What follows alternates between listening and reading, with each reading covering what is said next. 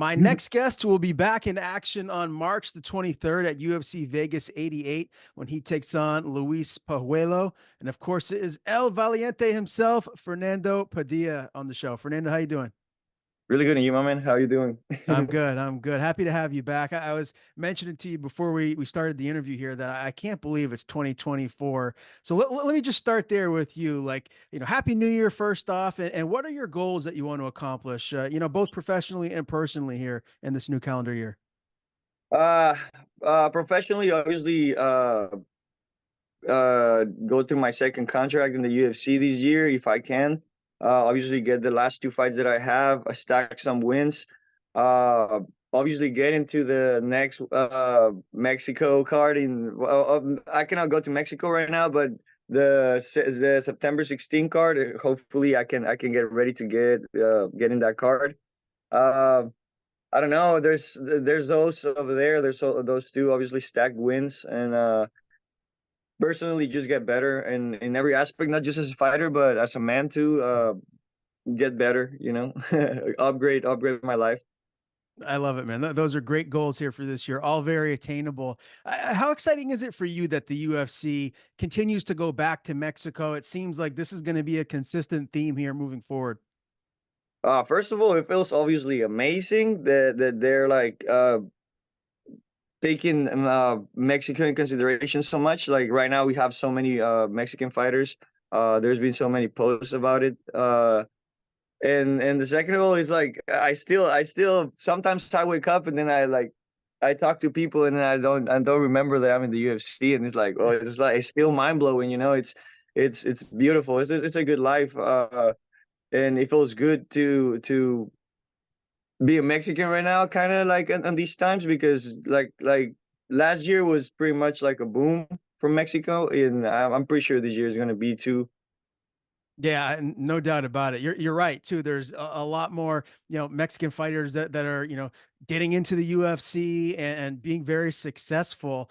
So I mean, again, this is a seems like it could be tailor made here for you to just be maybe the next person, of Mexican descent to really take that next step. Yeah, hopefully, it can happen this year. I can show how I've been growing up in not just in the sport, but like mentally too. I think different about fighting too, and I feel that it comes with different hungers at times. When I was younger, I was trying to prove that I wanted to be here, and now I just want to show that I belong here. And Mhm. uh and I mean, it feels good. It feels good that it's like you say, almost tailor made. Mhm. But I mean, I still need to work hard. I still need to get better. There's a lot of things that I have to cover, and there's a lot of things that I have to show that I can do in the cage and then performing. And I mean, step by step. Yeah. And I love that answer. And I know, Fernando, that you're still, one of the newcomers to the UFC, but you've been around the game for a while now. You've got a lot of high level training partners. Can you tell when you're around guys that, maybe their goal is just to make it to the UFC versus, okay, now I'm here and now I really got to get after it and get some wins and accomplish goals rather than just making it into the big show? uh, yeah, I feel that obviously, yeah, it comes with time. Like you said, I've been in this sport for a minute. I've been training for at least 11 years. So you see a lot of people. You see you something about every single gym is that like people come and go.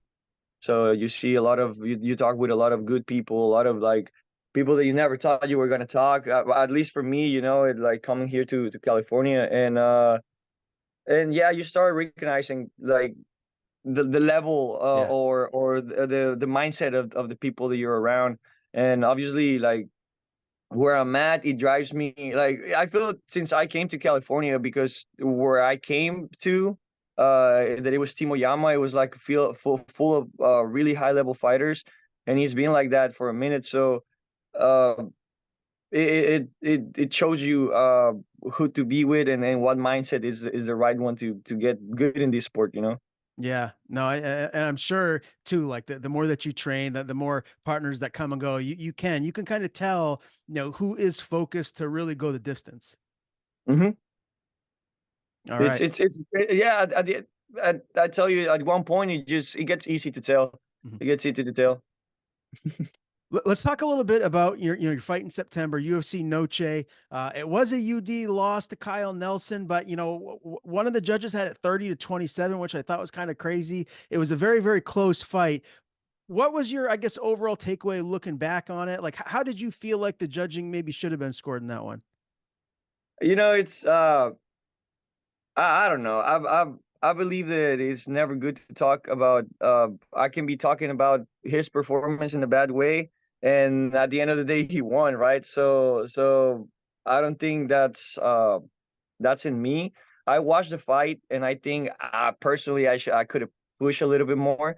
I know I could have pushed more. I don't know what happened. Is a fight game. I be uh like I like to fight, but at that point, I don't know. It was weird. I don't know if it was his approach into the fight, or what I was thinking it was going to be the fight, that it didn't happen, and he just messed up everything for me. And I mean, I don't know. It's hard to talk about that loss. But something that he showed me is like, don't leave it to the judges. I have a bunch of wins in the first and the second round, and it's better to not leave it to the judges. That's Yeah. that's the main about this. Sure. Yeah. No doubt. No doubt about it. Was there one thing that maybe stood out that surprised you, or that maybe he tried to implement that you didn't expect in the fight? No, like I say, honestly, Kyle, as a fighter, it's a really common fight. Like the things that he used with me is the things that he used with every single other fighter. It's incredible how he make it works. I prepare for that left kick. I train for that left kick. The left kick that he was throwing constantly. Like, I trained a lot for that one, and I also trained for the overhand right that he throw. That's pretty much, I think, the two main weapons that were like kind of putting a lot of stress in my body. I know he landed a lot of low kicks, but I don't know. I think I didn't feel them how, like, that strong. Obviously, after the fight, yes, the accumulation, but in the moment, I feel that I could like walk through them. The Mhm. body kick and the headshot were and the overhand right were the other things that were like I was more worried about. But man, I trained so much, and he still made it work. I don't know. He break my rhythm. I said it in a bunch of my interviews before the fight. Is like, this is a guy who make simple things, or basic things work with really good fighters, and I guess he showed it with me too. So props to him for that. Is that a rematch that you're maybe hoping to get at some point in the Hell near yeah. future? Yeah, obviously, like all the fights that I lost, I'll hope one day to get a rematch. One of them obviously is in the UFC, is Dan Ige. It's not like I'm like pursuing him, but is there, Right. and he will be there hopefully in the future. And now Kyle is there. We're in the same company, so if he gets, like, if the plans go good, and we can match up in the future, maybe when we're ranked it or something Mhm. else, I'll be down for it again. Yeah, makes sense. They talk about the highest of highs and the lowest of lows in this sport. You had that big win prior to this fight with Kyle, and then this loss. What was it like mentally, post fight? How down were you, or were you not down at all? Did you just kind of pick yourself right back up and get right back to training? Yeah, that was pretty much the mindset. It wasn't my first loss. That's something that I'm pretty grateful that I think that I'm mature enough to understand that it's like, okay, go up to the next one, right? But also something that helped me a lot is that I think I'm on a point in my life, and with the people around me, that uh, it's what I've been cultivating for so long, is what I've been watering for so long, and it feels good. All the people around me are in the same pace. I think we understand it wasn't what we were planning, and then we just moved to the next episode. Obviously, learning from the loss, from the experience. Uh, but I'm on such a good uh how can I say it spot in my life that, like, like I can take it. It didn't down me like I expected it was gonna down me. Honestly, like I came back to the hotel that night, and I was just like I was crumbled. I was like, man, I just lost this fight. This is like I wasn't thinking like like you never think you're gonna lose a Mm. fight, right? But it was hard, and then I start like just putting things together, like my coach, my family, my friends, my girl, everything was there, and there was so much support and love, that Mm. it's hard. It's hard to get low when you need to be a rock. You need to be the Yeah. rock. Sometimes other people is feeling it more. I see my dad feeling it, like he was worried about me. So like also at that moment, I felt like I needed to be strong. They didn't need me to be weak. I already Yeah. lost. So, but he helped me mentally. He helped me a lot to have that and leave that experience there with them. I think I just grow up. I'm a different man from that fight, and it feels good. It feels good. Those, like you say, the highest of highs and the lowest of lows, but you need to learn from both. For sure. Wake up the next day. That's right. The most important thing, I mean, you got that support system around you, so you got all the love you need to pick yourself back up and move forward. Tell me, what was it like fighting at UFC Noche? What was that whole event like? The fans, the whole experience. Oh, it was amazing. Honestly, I think it's a dream come true. It was like I was telling people how obviously there's a lot of haters, and there was a lot of comments and all these things, and people around me were talking about it. It's like, oh bro, don't even look at the comments and stuff like that. It's like for me, it honestly is like 26 years old. I'm living my dream. That moment, that walkout, that like seeing the people, hearing the everyone chanting, and the energy that he felt, like it's everything I dream for. Like is everything that I dream of, and it felt amazing. It felt awesome to be there. The whole week was amazing. They were treating us obviously amazing. The fans, everyone who was around. There was a bunch of fans in the New York in the hotel. So I talked to a lot of people. I signed a bunch of things, and it feels good. It makes you feel professional. Like I tell you, sometimes I wake up and I don't realize that I'm in the UFC, and those little things, those weeks, like man, I'm excited for the next one. I'm excited for Yeah. March 23rd, because it's like it's really nice. It's really nice to be there. It feels like you're doing your job, and you need to get ready for those things, and to get as professional as you can. And I mean, I was so excited to be there on September 16th. It was amazing, to be honest. I don't know. I can keep talking so much about it. You're living your dream, my man. So congratulations on all the success. What has life been like for you since that last fight was in September? So we're a few months later now. What have you been up to?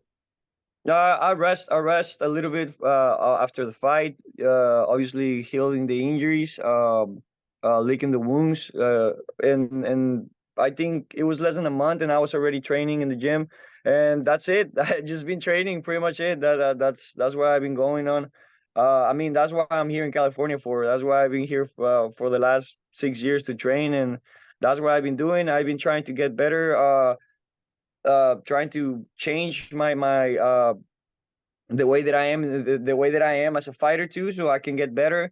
Learning from everywhere, working on all my like jiu-jitsu, wrestling, striking. So I'm just getting better, like getting better every day. That's what T- I've been up to. Yeah, hey, I mean, you got a big fight around the corner, so that I'm sure that's what you're completely dialed in on. Tell me a little bit about this particular camp. Who have been like the main training partners you've had around you to get you ready for Luis? Uh, right now, obviously my two big main training partners is my brother and roommate, Roberto Romero. He's a professional fighter. He's fighting right now for Combate Global. Man, that kid is a monster. I think he's one of the next big UFC stars too. Like when he gets into the UFC. Uh, so he's been helping me for the last 3 years in pretty much all my camps. We help each other, so we know each other really good, and we know how to push each other. He's been helping me a lot. I have another guy, a really good striker named Ardevan Moeni. I talked about him a few times before. Sick striker, man. He's just really good, and like he always helping me. Obviously, Brock Diaz, also on my corner every time on the UFC. He's big with the wrestling. One of my roommates too, and then big. We know each other really good, so he helped me a lot with my grappling. And right now, just over there, been like trying to stay there in the gym, make it a little bit more private, getting better with coach. Working a lot with Coach Colin. And right now that I have the camp, I'm gonna try to like go to other places, getting different views, different striking, different MMA sparring. So hopefully, I can get some good names going. Yeah. I'm a huge sports fan. I love football. I'm from New England, so I'm a New England Patriots fan. I don't know if you saw Bill Belichick moved on today, so he's no longer the coach of the Patriots. So I wanted to tie that into an MMA related question. A lot of people say that Belichick is the greatest football coach there ever was.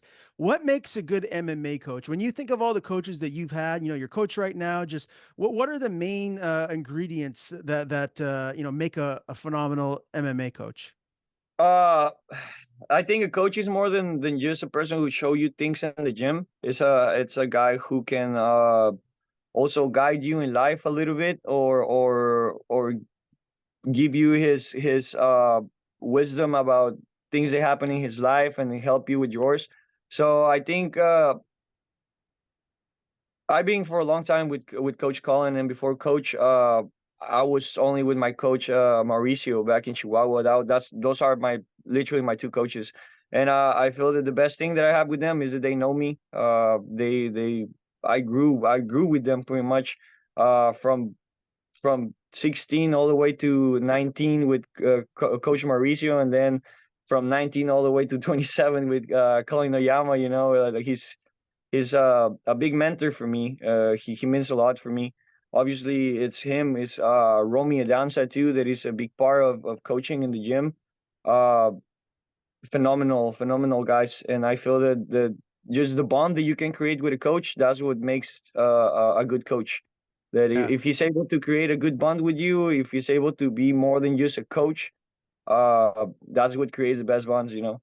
I love it, man. Great answer. I used to live in Cali for about 5 years, and I miss the weather. It's cold as all you can't even imagine how cold it is right now where I'm at. So tell me, what's it like in Cali? What do you like to do out and about? Do you go running the streets to get some cardio in? Someone told me yesterday that like the good thing about Cali is that we pretty much paying by about paying for the weather because it's cold here, but everywhere else is gonna be colder, and then Mhm. you pretty much just tell me that today. Yeah. I mean, you can come right now at 12. Right now, like pretty much the sun is heating really hard, so you can go run. The air is cold, but I mean that feels good sometimes. Um, the beach obviously is always good. It's always good to run. Um, I just came out of a sickness. I just came out of flu too. So like, I don't know. These change of weathers. I hate them, but thank God California is hot. Mhm. Straight up, thank God California is a little bit warm right now. Like you can see a little bit of the sun coming, Yep. and then it's nice. It's nice. It's gonna feel nicer right now when I go out. Yeah, no doubt, man. One of the things I miss about Cali too is all of the great Mexican food that you can get around there. Tell me, where's the best burrito in your area? Where's your go-to? So in my area in Santa Ana, it's debatable. There's a bunch of good. I mean, Santa Ana is pretty much the second Mexico, but my favorite burrito place in California right now is Tacos Los Cholos in Anaheim. It's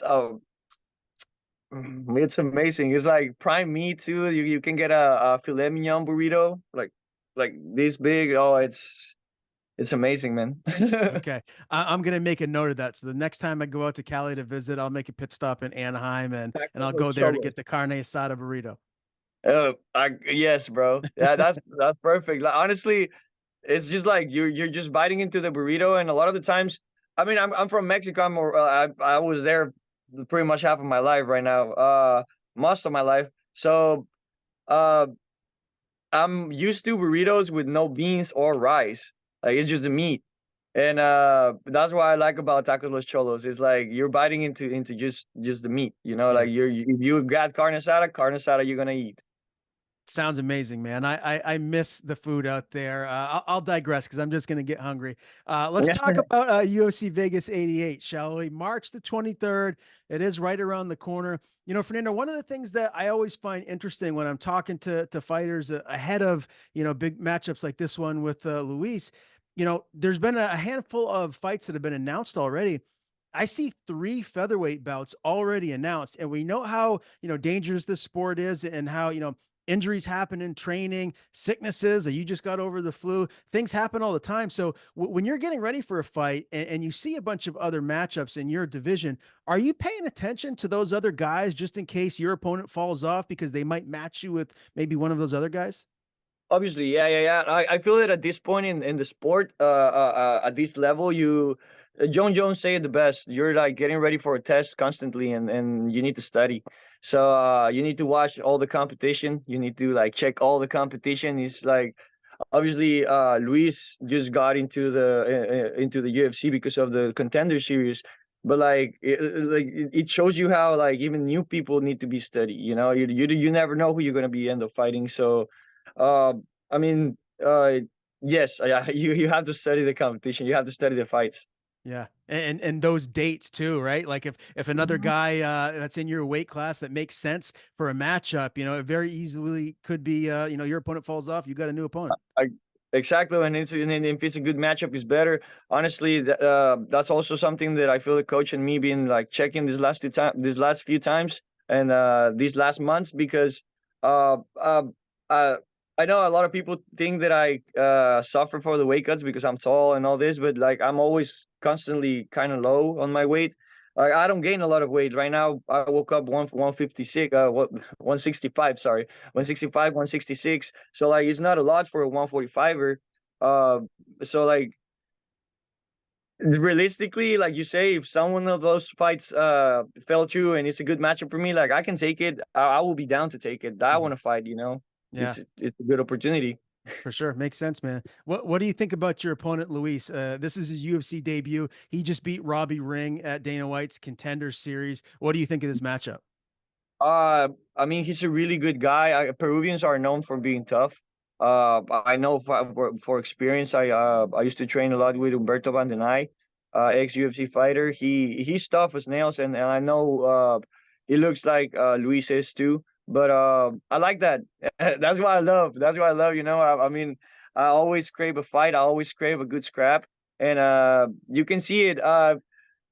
Obviously I didn't got the scrap that I wanted the last fight, but I know Luis it's more open to for like striking to be open for a good fight, and I like that. I like that pumps me up. That really makes my blood run, and makes me want to train harder and just get ready for that. And I know he also have a really good cardio, so like if I can maintain that same pace for 3 rounds and we can get a really good fight for 3 rounds, like that would be amazing.